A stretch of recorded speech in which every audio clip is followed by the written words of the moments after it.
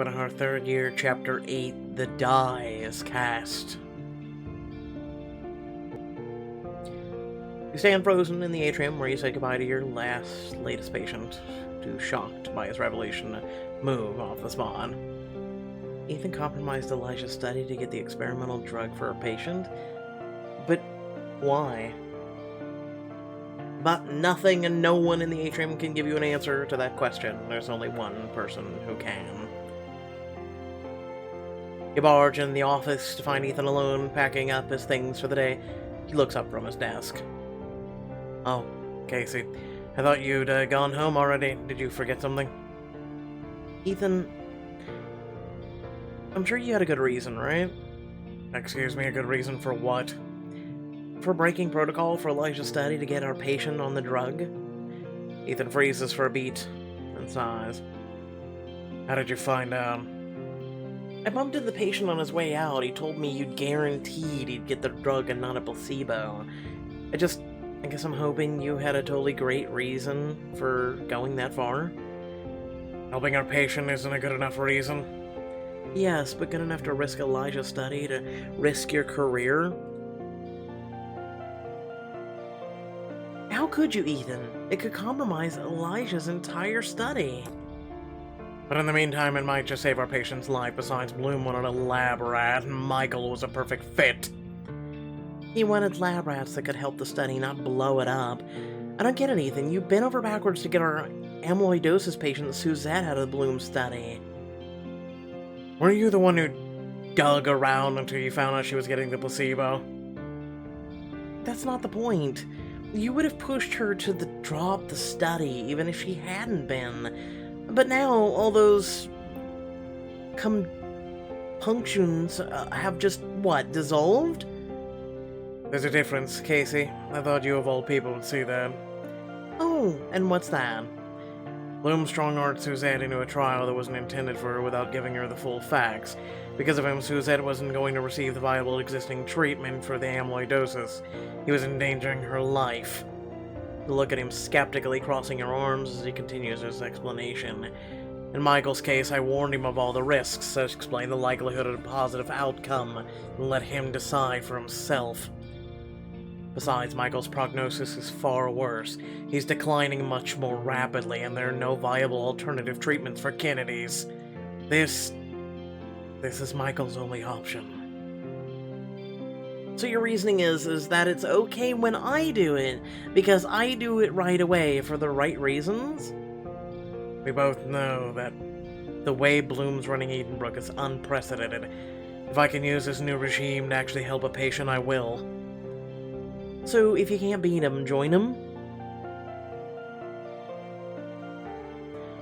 Yeah, but see, the problem is there wasn't another way. I mean, I guess we can ask, but you could have arranged for him to join the study as a regular study. He still would have a chance of getting the drug. You mean the same chance that Suzette had? Besides, once the study ends, they'll move on to FDA protocols. It might be years before Michael would have regular access to the therapy. That's if everything goes perfectly, and you know as well as I do that he wouldn't have years to wait. What about Elijah's study? This could taint the data, and he's worked so hard on it. Actually, it wouldn't taint the data. They're not official trials, it's all part of Bloom's fail fast, fail often approach, remember? If they find out Michael's inclusive wasn't above board, the likeliest outcome is that they'll simply remove his data from the reports. Worst case scenario, they run the trials a second time to guarantee their outcomes. Ethan pauses, a steely glint in his eyes. Of course, that's assuming they'll ever find out. I'm not intending to tell them.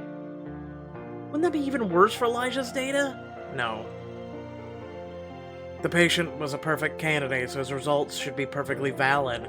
Bloom's normalized adding patients to studies already in progress. If they find out I maneuvered the files, they have to restart. They've only lost time, and our patient has gained his life back. Well, for what it's worth, I'm with you. You're right. If this trial can help the patient, then of course we have to take the chance, protocol or no protocol.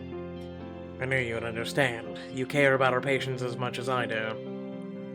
I'd probably do the same thing in your shoes. Actually, I more or less did the same thing my first year. But you know that doing the right thing can have major consequences, right? Of course. And I accept them if I have to. I knew what was at stake and what I was risking, but I still believe it's worth it. What I did for the patient. I need you to understand that, Casey. Ethan... He sighs and his face softens a little. Don't get me wrong, of course I don't take pleasure in breaking the rules. But how could we send that man home with a death sentence when they're studying something that could save him in this very hospital?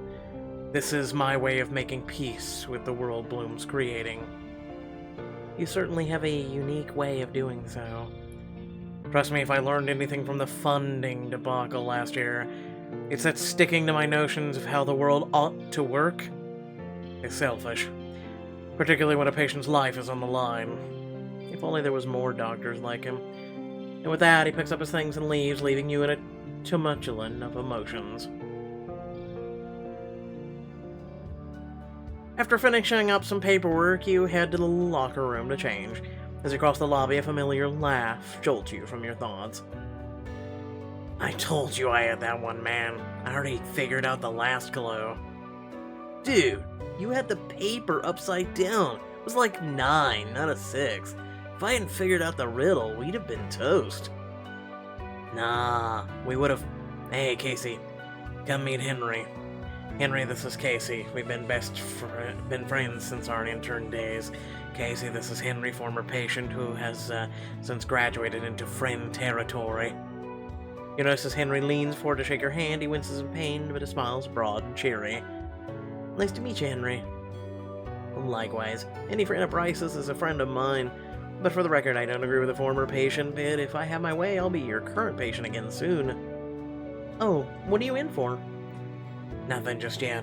Mainly because no surgeon in their right mind would sign you up for such a risky procedure. Dude, why do you think I came into you? You got your PhD in doing amazing stuff no other doctor would touch. May I ask what procedure you're considering? I have a complex spinal bifida with tethered cord syndrome, so lots of pain, motor problems, bladder issues, all fun stuff basically. I have had multiple surgeries, but it keeps returning. Thing goes downhill a little faster and a little further every time.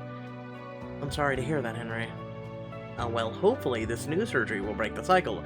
It's a spine-shortening procedure called SSVO. It's risky, but if it works, it means way less pain and way fewer surgeries in the future. That sounds promising. What Henry conveniently didn't mention was the amount of scar tissue on the spine. It'll make SSVO extremely risky and difficult. Besides, the side effects of the tethered cord syndrome mean your body's less able to handle major surgery. Full stop. It's not worth the risk, man. Stop being such a worrywart. It'll be fine, particularly if you're handling it. Bryce smiles at the compliment, but you notice the tightness behind it. If you ask me, Bryce is right to worry. I understand the potential benefits, but you have to consider the risks. You might wind up even with worse complications. That's what all the other surgeons he'd petitioned to have been trying to tell him. But he's not listening. I think he needs his ears cleaned out. Laugh all you want, Haley, but I'm not giving up. I'll be on your table sooner or later. Maybe. But if I have any say in it, it'll be later rather than sooner. Anyway, enough shop talk. We gotta hustle if we're gonna make it on time. Where are you two headed? An escape room. Every couple of months, we meet up and take one on together. Naturally, we haven't lost a single one yet.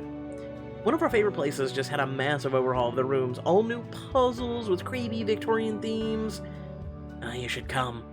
Every extra brain helps, even if ours are pretty damn good. Join Bryce and his friend Henry on a brain-teasing visit to a spooky escape room. Count me in. A fun puzzle to focus on sounds exactly what I need right now. Awesome. Another of Bryce's brainy friends pitching in will almost guarantee our winning streak keeps going. After signing in at the front desk, the three of you are escorted into a room set up like an old Victorian parlor. As you walk in and look around, the door suddenly slams behind you. What the creepy? I guess we're starting. You barely have time to notice a bookshelf, a sofa, old photos, a chessboard, a locked trunk, and a typewriter on a table before the antique telephone by the door rings. Quick, pick it up. The three of you cluster around the headset to listen. A theatrically creepy voice emanates from the speaker. Welcome to the Crimson Room. I am your host, Dr. Malcorvus. I shall be alone in 30 minutes to begin the experiments on your party. Fear not all of them will be fatal. If you'd prefer not to perish horribly, I'm a good sport. You may find a weapon to defend yourselves in the box on the table. Presumably, you can find the keys, of course. Find the... Holy crap, there's 5 locks in this thing? We have to find 5 keys? Otherwise, please relax and enjoy yourselves while you wait for your impending doom. If you grow weary of my little game, may I suggest inviting Lenore to dance? I'll be along shortly. The doctor hangs up with an ominous click. Guys, I think I found Lenore. He points to a creepy-looking porcelain doll sitting on the sofa amidst some scattered papers.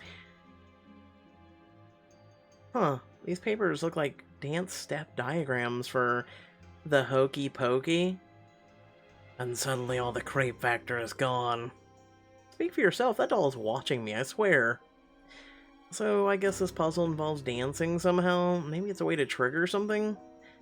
I nominate the doll. Wait, how do you make a doll dance? With the hokey pokey? Pretty easily. You just have to move the body part in the way that the song instructs. Henry, what does the diagram show? Well, let's see. Left foot in, left foot out, left foot in, then you shake it all about. Alright, so if we grab the doll's left foot, you move the doll's left leg in, and then out, and then in again. And then jiggle the leg, and suddenly you hear a loud click. Oh god, the head fell off! What's inside? Whoa, morbid much? I think you mean awesome. And look, there's a scrap of paper. Must be a clue. Never mind that. Look what I found deeper inside. You hold up a key, the guy's cheer exuberant. You read over the scrap paper. On this wall are memories of lost Lenore, jumbled in disorder. These images I abhor. Put them in order, and mayhap you'll find the door. Okay, can someone please translate that? All I got from this was, I have a degree in English literature, and I'm not afraid to use it.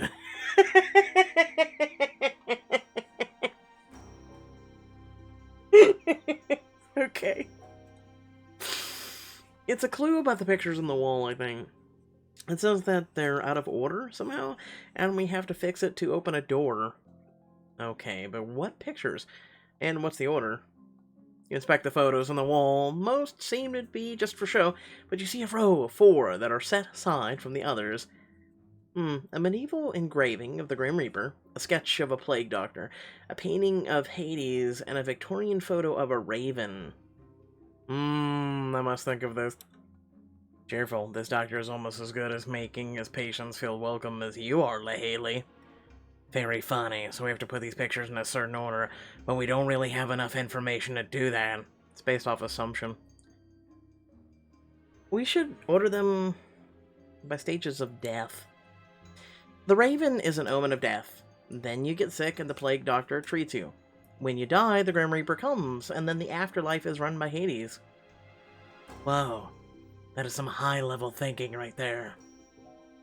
Hey, I'm in diagnostics. Problem solving is literally my job. But you're a bit less excited when the pictures are reshuffled, and there's no sign of a secret magnet tripping a switch, and nothing about the picture order seems to offer a clue. Damn it! Darn, I thought I was onto something. Yeah, I thought I was too. You still might be. Maybe it's the Plague Doctor first, then the Raven as the Omen? Yeah, well, I was hoping Pixelberry would be more original and let us sort them and pick them first, but, you know. Bryce pulls the picture of the Plague Doctor off the wall to move it, and examines it more closely. Wait a minute, there's a number on the back of this. Number 3. Do you think... You and he quickly pull the other pictures down. Sure enough, they all have numbers on them. 1, 2, 4. So, they go in order of number then? That makes sense. Sure. Frankly, I think your solution was way more interesting. Thank you. Laughing, you rearrange the pictures and then stand back. Is it just me, or all these pictures seem to be pointing at the specific spot on the wall? You're right. As the Grim Reaper and Hades, as well as the beaks of the Raven and the Plague Doctor mask, are pointing at the same exact spot. Bryce traces the lines of the wall, then gingerly presses the patch of wainscoting where they all converge. There's a click of a hidden pressure plate, and suddenly the bookshelf slides open like a door. Whoa, there's a secret spot behind the bookshelf? What's in it? A chemistry lab set? I guess it's a mad scientist sitting room, after all? I bet it's another puzzle. Let's take a look at... The phone rings, startling you all. You pick it up and there's some same creepy voice is on the other end. Half of our time together has elapsed, dear friends. I trust you all make good use of half remaining. Sounds like we might want to speed up a bit. Okay, maybe we need to split up. Doubt this chemistry set is the only puzzle to solve, and I see some other important looking items. Okay, so we each focus on a different puzzle and hope they don't have to be solved in a certain order. Casey, what do you want to check on? I'll examine the chessboard, lab set, typewriter. I'm gonna go with the lab set. The boys nod, split up to tackle the other two puzzles. Examine the lab set, which is dominated by a beaker holding 6 glass beakers. 3 empty, 1 with red liquid, 1 with yellow, and 1 with blue. Seems pretty significant. Maybe there's a clue? You dig around the alcove where the set is and find a single piece of parchment behind it. Since my Lenore's death and the arrival of the Raven, all color has drained from the world. All is in blacks and grays. What I wouldn't give to see the world in color again. As it is, the whole thing seems to weigh on me the same amount. There are 6 beakers. A rainbow, maybe? If I combine the primary colors in the first 3 beakers, I could make all the colors of the rainbow. But how's this gonna help? Wait, weigh on me is a clue. The beaker holder must have a weight switch, so if I pour the same amount in each beaker... Carefully, you pour same of each primary colored liquid into the empty beakers, combining them with a single shake. Orange, green, purple. All the beakers have the same amount. Now to put them on the holder. Put all 6 beakers in a row and in the order of the rainbow. Sure enough, as you put the last one in, the holder shifts when with the click of the compartment opens. Nice. A key wrapped in a clue. This paper just has a few words. Chamber door. Huh. Hey Casey, I got another key. Me too. I just got one to go. Or 1 more to go. I got a weird clue though. 2 pieces of paper, both with the same word on it, wrapping. Yeah, mine says someone gently. Okay, wrapping on the chamber door. Oh, so we've got someone gently, 2 wrappings, and chamber door. Wait, reminds me of a poem I memorized way back in school, as if someone gently rapping at my chamber door. Yes, and it involved the Raven. Oh boy, is that what the mad Dr. Malcorvius is gonna do when he gets here? I think I've got it. You bolt back to the false bookshelf. Sure enough, it's filled with books of poetry from various authors. The line about rapping, the references to ravens, and the doll named Lenore, it's all from the poem. We need to check the complete works of Edgar Allan Poe. You pull down the book, open it up, and give a triumphant whoop. I knew it. All the clues were about Raven, by Edgar Allan Poe. That's cool, but how does knowing that help us?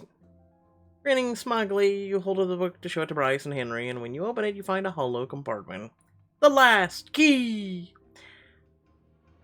Quoth the Raven, nevermore. Guys, we killed it. Just gotta get that into the trunk. After a moment's fiddling, you match all 5 keys and all 5 locks and turn them. The trunk lid pops open to reveal a pistol. Curious, it did say to defend yourself. Wow, that's the weirdest looking gun I've ever seen. What the heck is that big flat bit on the front? There's a note. Congratulations. May this flintlock pistol help you escape. Oh yeah, that's super helpful, thanks. Maybe we're supposed to wait for the mad scientist to come and then we shoot him? Pretty sure that would void our membership cards, dude. This big thing on the end, I think it's another magnet. I think it might work on the door. You face the locked door to the escape room, point the flintlock at the doorknob, and there's a loud click. The door swings open. We did it. Nice job, guys. Oh man, that was tense, but awesome. The three of you leave the room and trail down to the front desk where the room attendant is watching the monitors. He smiles as you approach. Well done. You escaped the Crimson Room with 5 minutes to spare. Is that good? You kidding? At this place, that's huge. Woohoo! Our streak is intact, baby. That's right. Though I'm not sure if it would have been if Casey had not been here to help. Have I ever told you that how incredibly sexy that brain is? Usually you focus on my other parts. I like to keep my adoration well-rounded. Moving closer, he slides an arm around your waist, drawing your body against his and kissing you softly on the mouth. Okay, then. You sigh, tension easing from you as his strong arm rolls you tight against the wall, then pulls away, aware that his friend Henry is still just a few feet away. And guessing that means you're glad you brought me along? I'm always glad when you're around, Casey. As you make your way to the door, you swear you hear a raven call, but decide not to pay too much attention to that.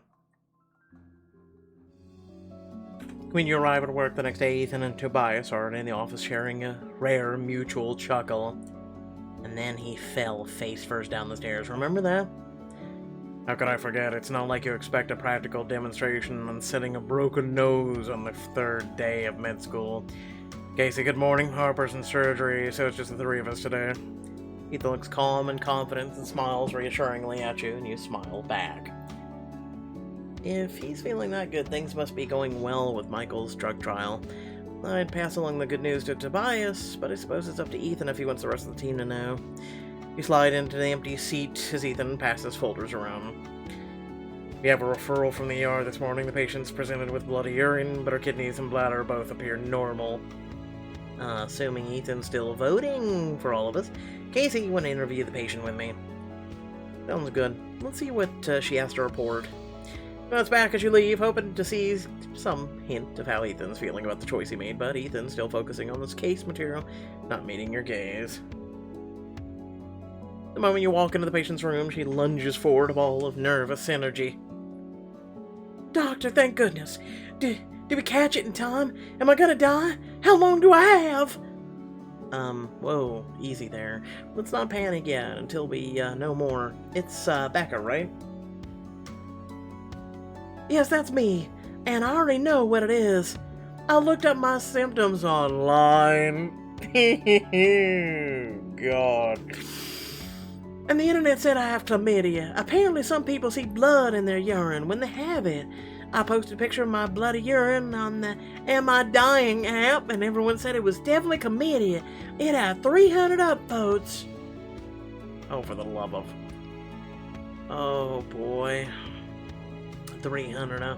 Can't argue with that. Let's take a step back. Have you, had any other symptoms? Specifically, other symptoms of chlamydia? Pain, discharge, burning? Well, no, not really.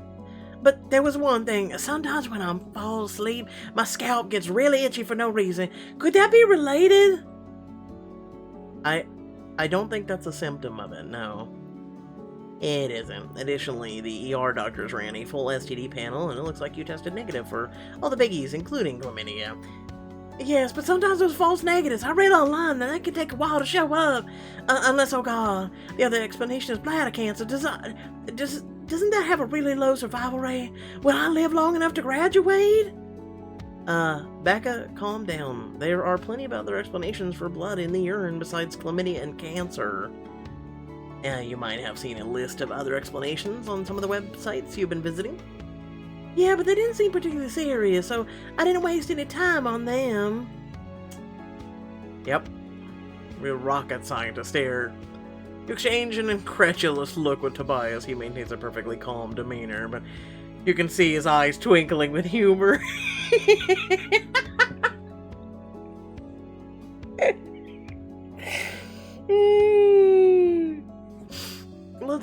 start with the basics and go from there. What's your living situation? I'm a grad student at Mather College. I get free housing by being a resident advisor in the undergraduate dorms. Wait, do you think it would be something in the dorms? Maybe a parasite in the water? Or something infectious in the clothes dryer? We'll consider all the likely options. Any medications? Absolutely not. I only want natural things in my body, unless my doctor tells me otherwise, I suppose. Ugh. Recent life changes, diet, sleep, exercise. Well, I did decide to go vegan when I went back to school this year. It seems healthier, plus it's better for the environment. Wait, could going vegan ruin my kidneys? Is that what happened? Unless you've been eating literally but nothing but french fries and got a serious underlying condition no one's ever detected. No. Oh no. I'm being super healthy, tons of vegetables and protein, exercise every single day. Wait, can you get blood in the urine from too much exercise? Because sometimes when I'm running, I go like really fast. Really, how fast? You know what? Why don't we run some tests and come back to you when we know more? Thank you. I was so worried no one would take me seriously, but please be honest. It's likely to be serious, right? Well, in my professional estimation, it's too early to tell. It's our policy not to offer a prognosis until we find out all the facts. It could be major or minor. We won't know until we get the test back. But what if it's too late by then? What if taking the time to find out what's wrong means we miss the window to fix it? What was the whole point of checking online for my symptoms were in advance? I thought I'd done all the work for you. Oh, for the love of Jesus Christ, can we get a sedative in here? Nurse! Just, hang tight and we'll let you know when the tests come back. Curse WebMD, that's all I'm gonna say. You and Tobias step out onto the corridor once you're far enough away so that Becca can't hear. He starts chuckling. You enjoyed that, didn't you? Oh, I think the best part was watching your face as you tried to stay calm. Nice poker face, by the way. Thanks, I think I'll go drop these tests off at the lab. Oh, better hurry, she might die before you make it there.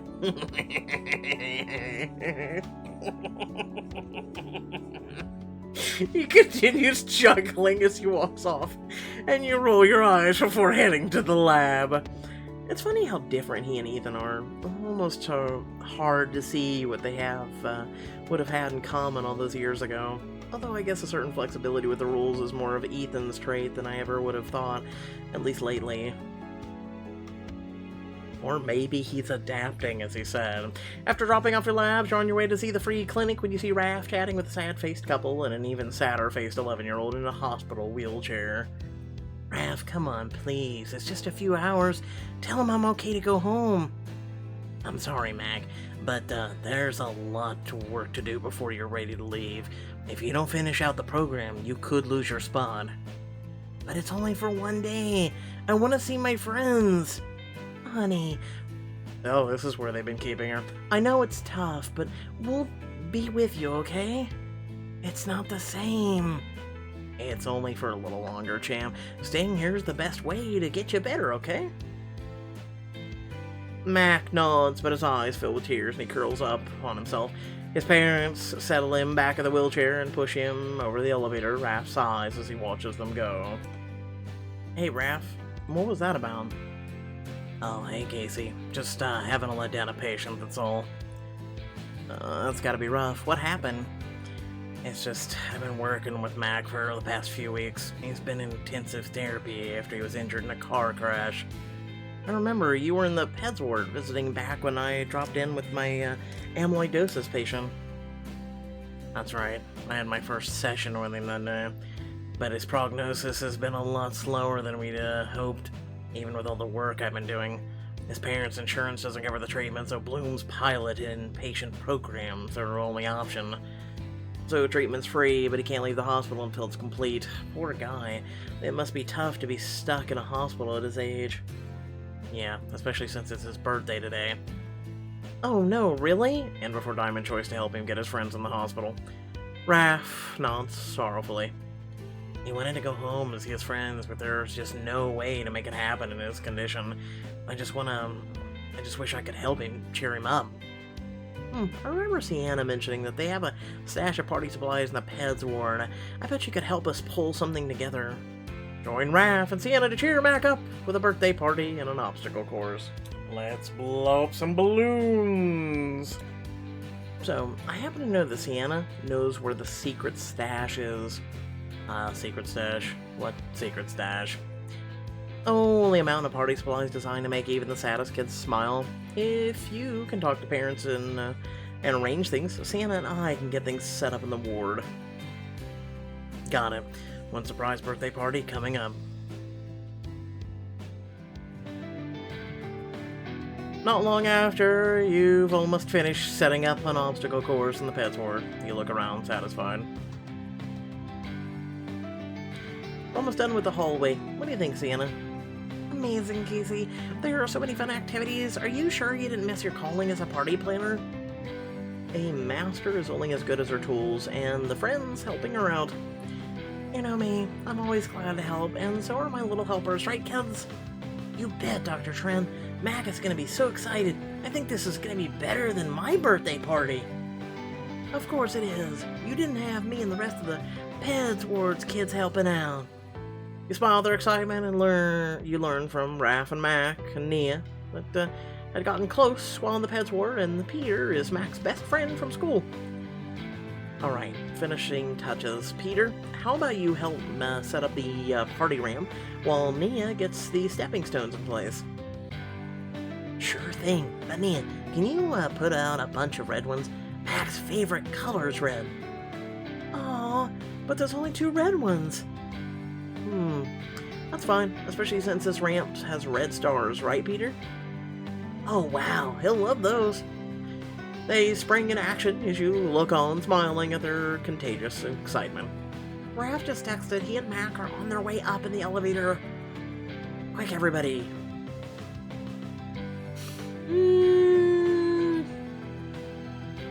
Let's all hide. Remember, don't jump out until I tell you. Everyone scurries to hide, whispering and giggling. Sienna puts a finger to her lips, quieting everyone. Just before the elevator door opens, Raph wheels Mac in. Alright, Mac, just gonna... What is all this stuff? And where are all the nurses? I wonder what could be going on. You turn to the kids crouching near you, mouthing the countdown. 3, 2, 1. Yay! Surprise! We're here! Happy birthday, Mac! Mac blinks in awe as all of his friends from school and the Peds ward jump up, cheering and congratulating him. All 2 of them. Whoa, is this all for my birthday? Of course, it's not every day you turn 11 after all. Whoa, this is the best birthday surprise ever. Mac grabs Peter in a big hug before doing the same to Nia, and then all of his other friends. Raph beams while beside him Mac's parents smile and wipe away happy tears as they see him light up. Dr. Valentine, Dr. Tren, thank you so much for doing this. I almost can't believe it. Hey, you're the ones who called his friends from school. We just assembled them in one place. Actually, we planned a bit more than that. Mac finally pulls himself away from his friends long enough to take in the special surprise you and Sienna prepared for him. Whoa. Gesture down the hallway at the obstacle course with a party tunnel, a party ramp, and a stepping stone route made of rubber discs, and even a mini trampoline. Am I gonna be doing that?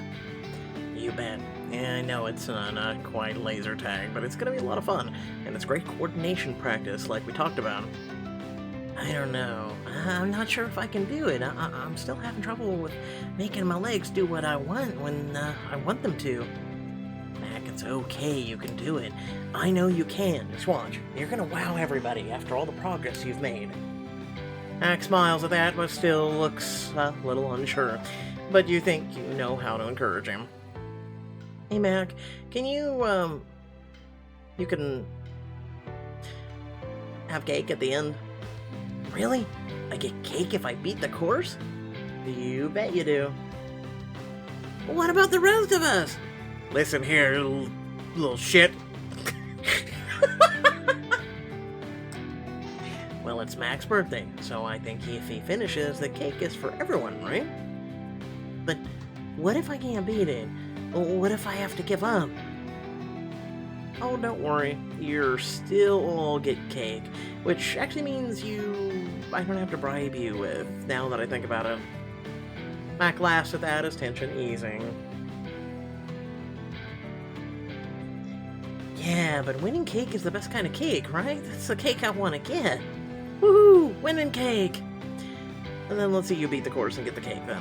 Oh, for the love of children's reasoning and logical skills. Alright, let's do this.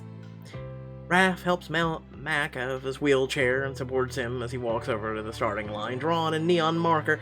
Sienna makes a show of pulling out a stopwatch. And go! Woo, go Mac!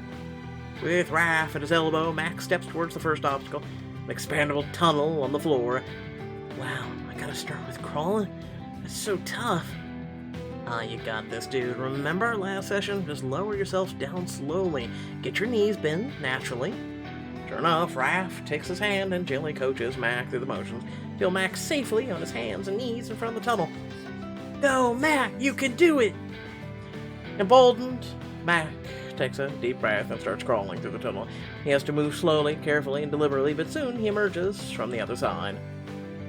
I did it! Wow, he's doing better than I thought. I always get claustrophobic attacks when I'm in one of those tunnels. You say that like you're crawling through them regularly. Hey, this isn't my first time cheering up kids and pets awards, you know. Using the desk, Mac's able to get to his feet without Raph's help. He eyes the next obstacle, the stepping stones, a series of rubber balance discs on the floor leading to the ramp. Okay, let's see.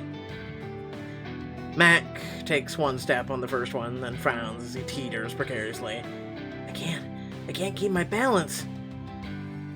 Easy does it. You can do it. You've got this. Just take your time and go as slow as you need to, okay? It's not a race. Okay, I'll do my best. Raph hovers at his side, but lets Mac try on his own. It takes a minute, but Mac regains his balance. He cautiously takes another step, and though he wobbles, he's able to make it. Hey, Raph, I'm doing it! Of course you are, bud. It's just like our sessions. Come on, Mac, you're doing great! Encouraged, Mac moves with more confidence over the next few steps and stones, finally reaching the base of the ramp. Attaboy, Mac! Look at him go, I'm so proud! Not so fast. Mac, if you want to get over that ramp, you'll need to do it while dancing. I'm the best flosser in my grade. Oh, for the love of... Flossing is not a dance for you. Laughing, he begins dancing his way over the ramp.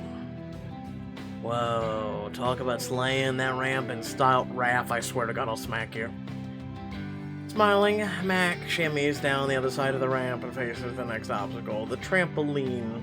Now, Mac, be careful and take it easy. This is really tough. Here, let me, come help. Nah, I got this, watch me. Sure enough, he bounds on the trampoline with a single lurching jump, and for a moment you catch your breath, then laugh and cheer as he lands safely on the other side. Woo, extra points for style! What, did he floss while doing it too? You should bring that thing to our basketball games when you get back to school.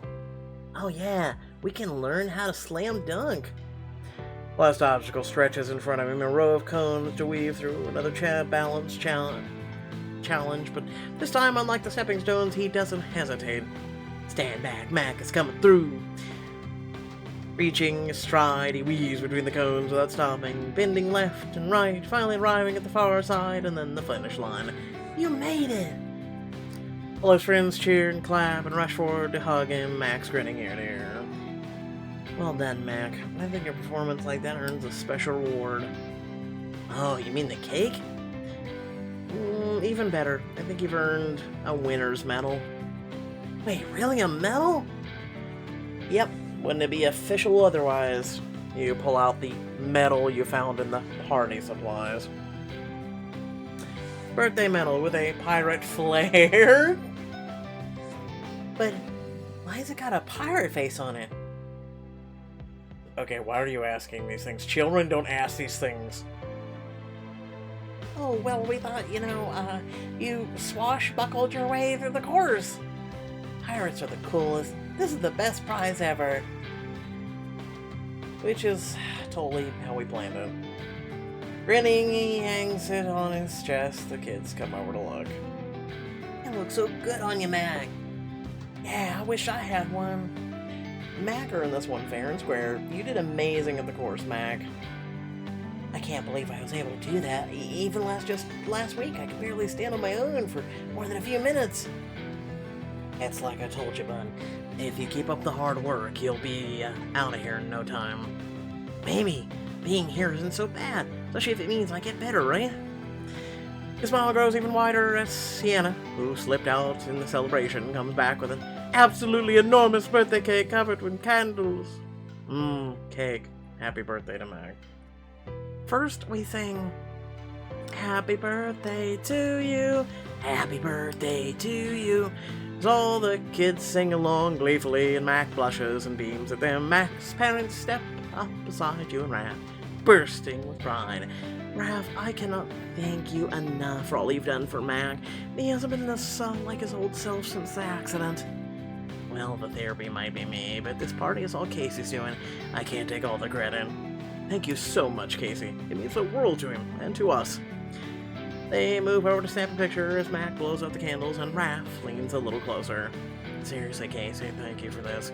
You turned this day into something magical for him. Raph, I'm happy to help. It always means a lot to me to see patients happy, especially when they're just kids. Exactly. That's why we're in this job, after all. I'm just glad you seem to enjoy this so much. It's so incredible to see Mac so happy. In fact, I'm pretty sure this has helped with his recovery. Well, in that case, I'd say we've earned a slice of cake.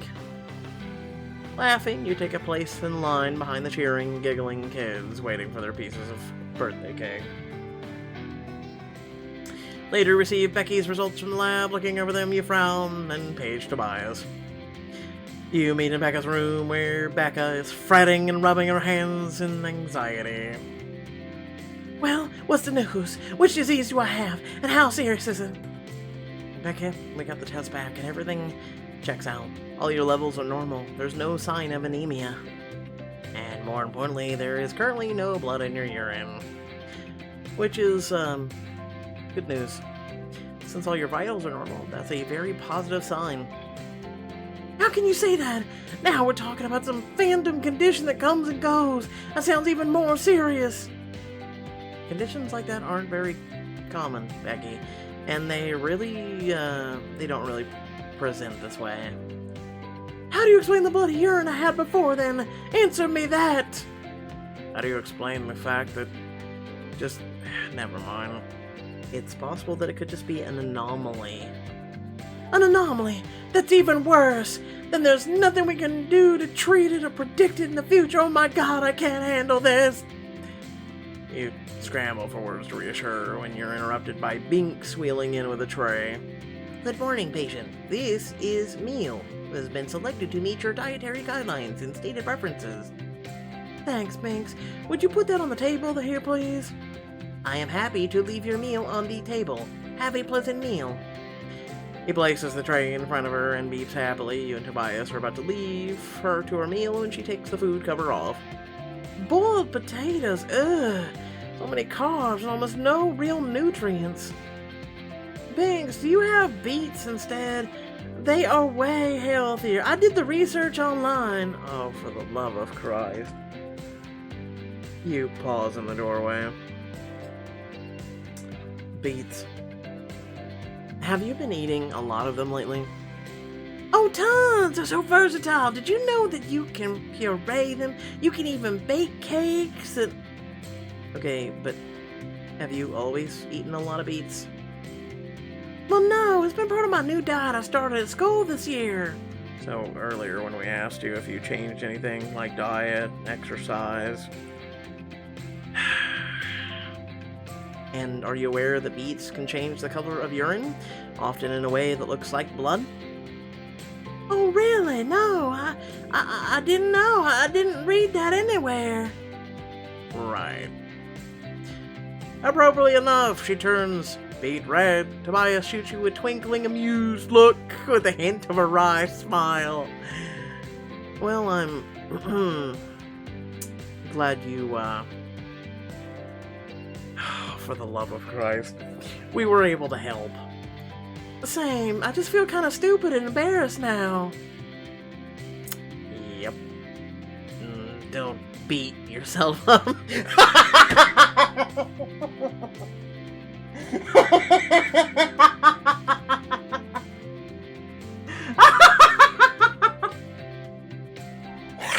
damn it!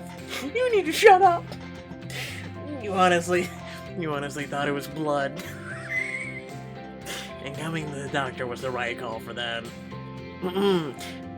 For sure, just next time try and relax a little, alright? Trust us to do the worrying for you. Thanks, I'll keep that in mind for next time, though I hope there is no next time. Need to better report back to the diagnostics office. Really, really pleased to meet you, Becca. It certainly beats the other cases. You leave Becca looking embarrassed, but extremely relieved.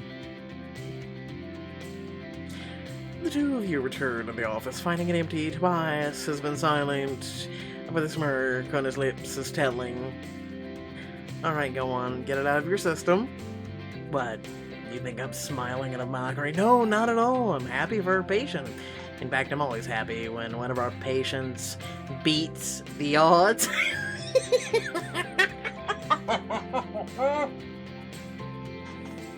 Listen, we could do this all day. Oh my god, Tobias. Please just beat it.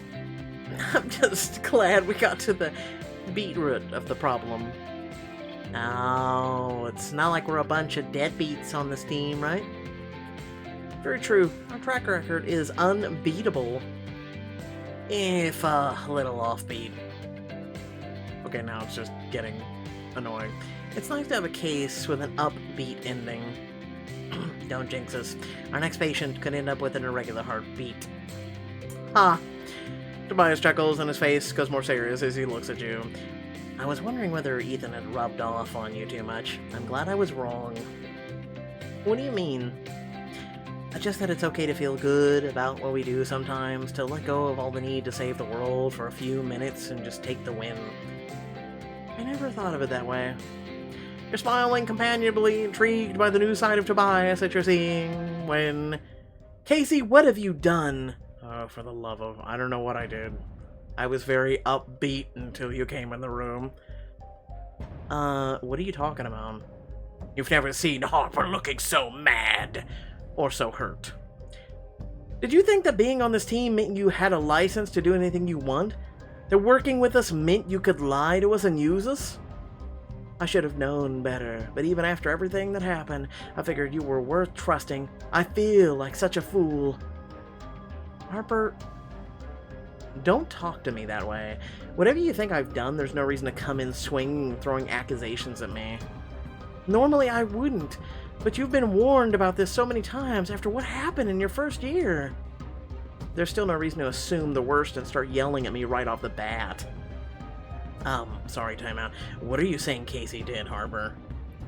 Casey snuck our Kennedy's disease patient in the drug trial for muscular and neurological regeneration, and manipulated the patient's files to move him in the drug wing of the study. Oh no. That's serious, I'll admit, but how do you know she's the culprit? It has to be her. Casey has a history of flouting protocol to assist her patients. No one else on the team would do such a thing. Oh, you are gonna eat crow in about 12 seconds. She doesn't suspect Ethan in the slightest. How did you do it? Your friend in the research team, Elijah, you're close with him, right? Was he in on it too? Or did you use your friend and abuse his trust the same way you abused ours? Harper, you have no idea what the hell is going on. I'll turn to see Ethan in the doorway, holding a coffee and looking shocked. Listen, give me the coffee. You deal with this. I could hear raised voices from down the hall. What is this about? Ethan Casey broke trial protocol to get our last patient on the experimental neural regeneration drug. Guess she pulled the wool over all of our eyes about her trustworthiness. Ethan goes pale, stunned into silence. Clearly he wasn't expecting Harper to discover what he did, or for her to think it was you. Look, Harper.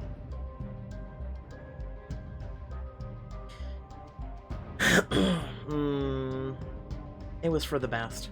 The drug could give Michael a few second chance at life. Don't we have an obligation to get him on it? These are exploratory, unofficial studies, after all. Breaking protocol may mean some of the data is unusable. But what's that to saving a man's life? Besides, Bloom has already played fast and loose with these trials. Remember how he tricked Suzette about that study? Ethan looks at you with a mix of admiration and worry as you step in the line of fire and repeat his argument. Casey, you can't just justify by pointing this Bloom and taking his actions as permission. He's not going to allow us the same leeway. Harper's right. If you think Bloom's gonna say you did the same thing I did, no harm done, then I have a bridge in Brooklyn to sell you. Besides, you're making the same arrogant assumptions as you did your first year, that your sense of ethics and duty to a patient trump all. I told you when you were an intern, Casey. There's a reason for rules. I guess you weren't listening. Harper, stop. You all pause and look over at Ethan, taking a deep breath. He steps forward. I completely agree that rules are there for a reason. But in this case, I decided those rules needed to be subverted in order to save our patient's life. Wait, what? Ethan, are you saying... I'm saying I was the one who manipulated the trial to get our patient in. It's a decision I made on my own to help our patient. I don't expect you to understand, but don't take it out on Casey. She had nothing to do with it. The admission hangs in the air, frozen in time. Harper and Tobias are equally stunned. Ethan, I don't understand why. But she doesn't get a chance to finish her thought before Ethan turns on his heel and walks out. I can't let him leave like this. Ethan, wait. He sprang out after him, but he quickly, closing in on the exit, he glances back at you before snapping his gaze straight ahead. I don't need you to follow me, Casey. I knew there would be consequences. I made my bed, and the least I can do is lie in it. That doesn't mean you have to weather them alone. I care about you. Talk to me.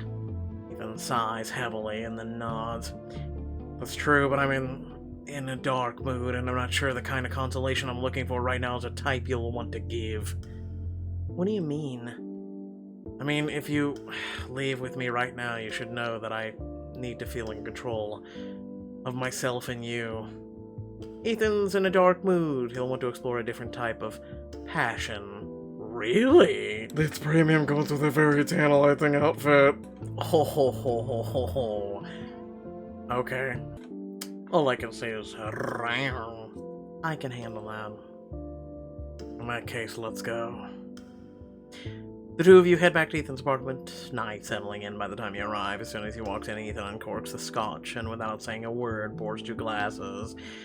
Is that a 2 or 3 finger night? We'll have to see. Jesus. Ethan hands you the glass, but doesn't sit. He paces the living room, his expression growing stormy. Go ahead, ask. I'll give you 1 pass. I know why you did it, but... was it worth it? To give my patient a shot at survival, always.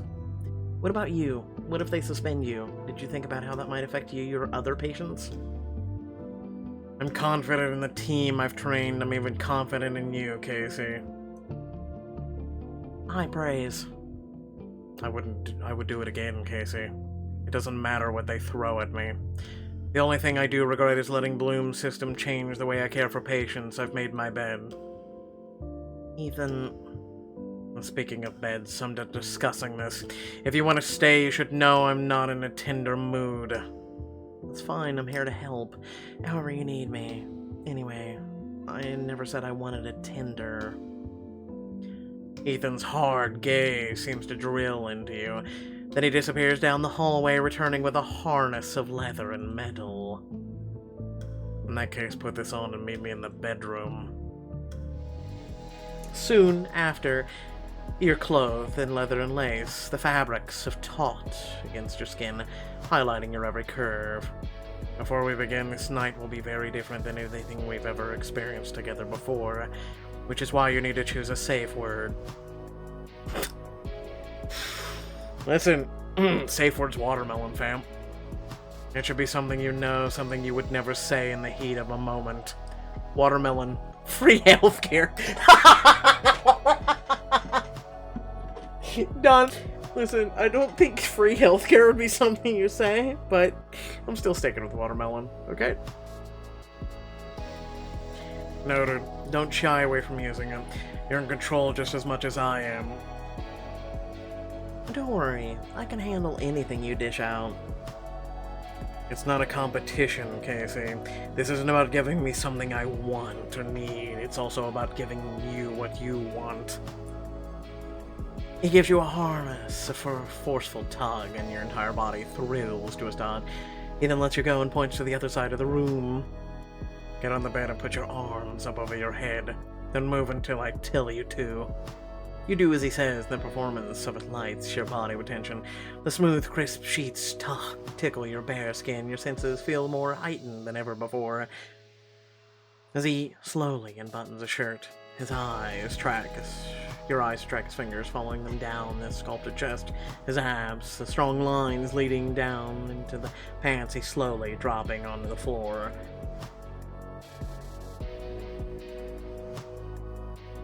You like being told what to do, don't you? By you? Absolutely. Good. But like I said, you get to control this experience too. Tell me what you want, or I'll decide for you. Energy crackling behind every word makes you squirm in anticipation. Your mind runs through every possibility. I want you to choose. Are you certain? For a moment you hesitate, but as you watch Ethan's body taut with desire, you can't help but feel he's the best guide you'll have through all the sensations ahead of you. I like to be surprised. Your voice comes out in a husky whisper, and Ethan smirks before moving to the dresser, returning with a riding crop in his hand. Flip over. You eagerly comply. I'm gonna do whatever I can to stoke both of our passion, and you try to hold back. Do you think you can do that? I know I can. Don't bite off more than you can chew, Dr. Valentine. Crack. Oh. The first smack of the crop against your bare skin almost ends the game before it started. You relish the bright sting heating your flesh, the way the cool air rushes in to soothe it. You struggle to keep your moans from filling the room and makes the pain somehow worse and better at the same time. Impressive, but what if I do this? Ethan's hand trails up and down your thighs and your breath hitches. You wait for his next move, your body almost shaking with anticipation. Crack. Your hands dig into the pillow as you stifle a groan. You can feel the sharp sting from where the riding crop stung. You kissed your skin. Ethan runs his hands over the tender area, the flicker of the contact, a delicious balm of the pain. You can think of nothing but his touch, nothing but the movement of his fingers and his lips on your neck. You bite down hard on the lower lip as your feral whine escapes your body. Go ahead, let it out. I want to hear. A moan rips through your body and your legs shake as you feel every inch of his skin on yours. Ethan. Before you can wonder what happens next, Ethan covers your body with his own, his voice husky in your ear. What do you think, Casey? Think I should take you just like this? Please, I need you. As your bodies finally come together, a shudder rips through you. His thrusts are quick and rough, and your moans punctuate each one. The pillow muffles your moans as pleasure, as Ethan drives against you again and again. Is this what you like, Casey? Me in control of your body? God, yes. Something about the leather harness caressing your body makes his every move more intoxicating. You lose yourself in the movement of Ethan's body against yours, the cascades of sensation threatening to tear you apart. But Ethan's voice brings you back. Tell me what you want. You remember the safe word, but you're not sure you're ready to stop. Harder. Are you sure? Trust me, I can handle it. Careful what you wish for. You gasp as Ethan's movements grow faster, your body aching with the intensity of each thrust. Your body is driven down into the bed and you grip the sheets, agony and ecstasy mixing in each time his hips slap against you from behind. Oh god, Ethan. Casey, you feel incredible. As he moves against you faster and faster, you lose every ounce of control as your body rises against his. You emit a sound you've never made before. Soon you can feel your pleasure cresting. Thousands of lights seem to go off inside of your head all at once. Oh my god, Ethan. Wait. I don't know if I can. I told you to wait. You desperately try to hold yourself back, but as you feel Ethan shudder against you, you can't control yourself any longer. Yes, God, I'm still... As the cascade of pleasure finally recedes, leaving you shuddering, your breathing slowly returns to normal. Ethan pulls you close, his touch once again tender, more like the Ethan you're used to. Come here. Don't tell me you still want more. Casey, I don't think I could ever get enough of you. Well then, have me. With a devilish smile, Ethan grabs you by the waist and pulls you on top of him. You watch his expression as you grind your hips against his. I thought you wanted to call the shots. I'm perfectly able to take control from down here. This time I'm gonna see whether you can contain yourself. I can already tell you, Casey, there's no way I'll be able to. That's it? That's it? Bah humbug. After you lie in Ethan's bed, wrapped in his arms, he traces the sharp line of your hip bone through the sheet. You turn to be able to look him in the face. The darkness in his eyes seemed to have subsided, if only a little. I'm glad I stayed. Yes, though I hope that the experience wasn't too much for you. Did it seem like it was too much for me? No, it didn't. I've just never met someone whose appetites could match my own. I think you should know by now. I like to mix it up. That applies to both in and outside the bedroom, I'd say. Likewise. You always keep me guessing. It's one of my favorite things about you, actually. You prop yourself up on the elbows, look down at Ethan lazily. You brush his hair away from his forehead. He looks calmer, but still troubled. How are you feeling? Pleasantly spent. But I take it that's not what your question is referring to. He sighs, running a hand through his hair, tilting his gaze up to the ceiling. To answer your question, I feel several things at once. All last year, the team struggled because I was too stubborn and rigid to see what was right in front of me, to make compromises. I wanted to learn from that, to do right this time. So, you see what you did with the patient as a compromise?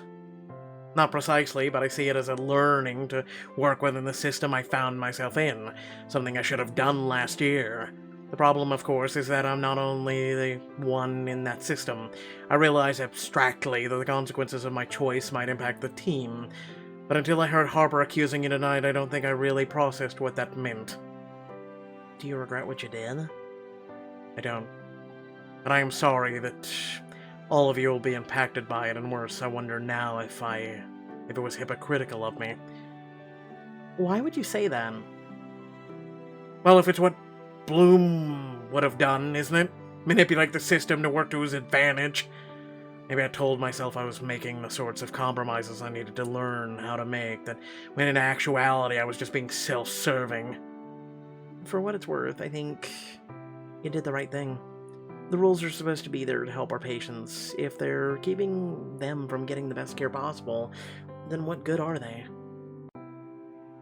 It's more reassuring to hear than you know, thank you.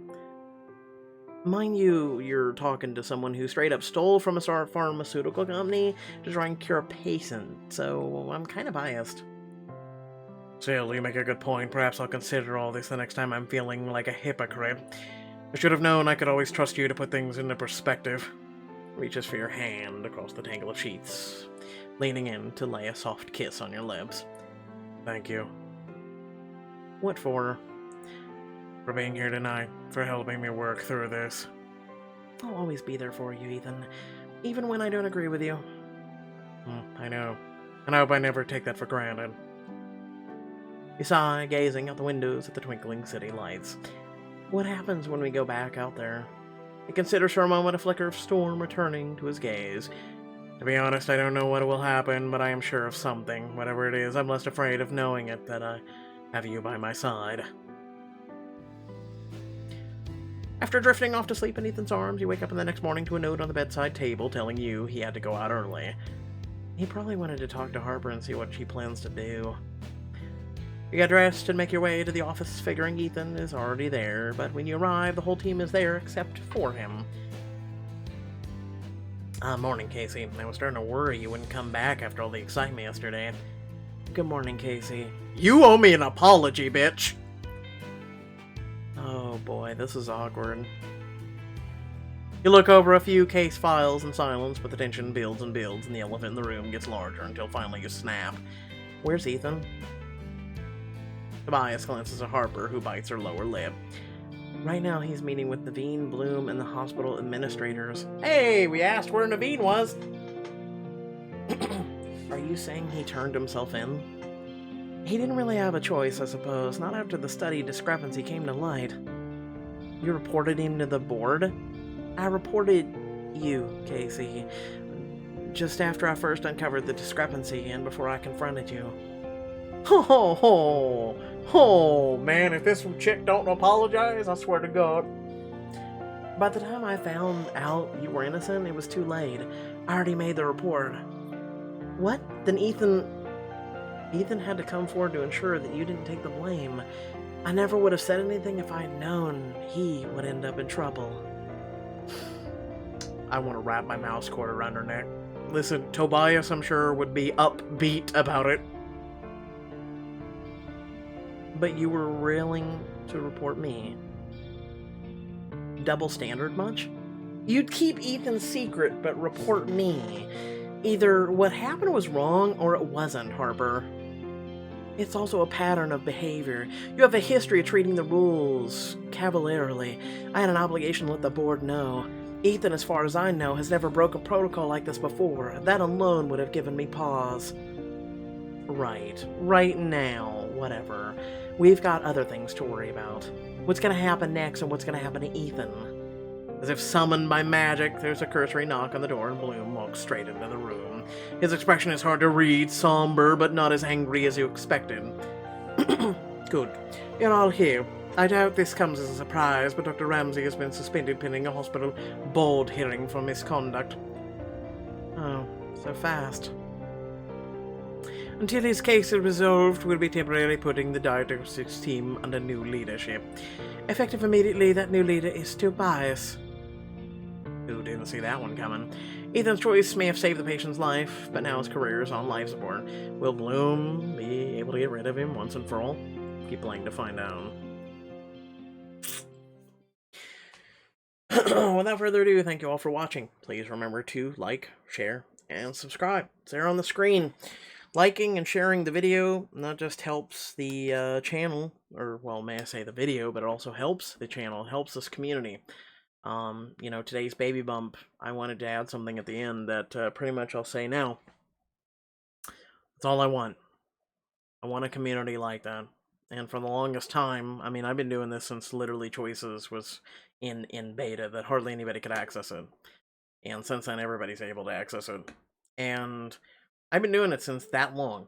And originally, before I became a Choices person, that's all I wanted. I wanted a community that would be there for one another. And that goal and whatnot has not changed. However, I have lost the glimmer in my eye of that goal because that's all I've wanted. That's all I've wanted. I wanted a community that pulled together, that stayed together, and whatnot. So, yeah. Anyway, thanks for watching. Peace out.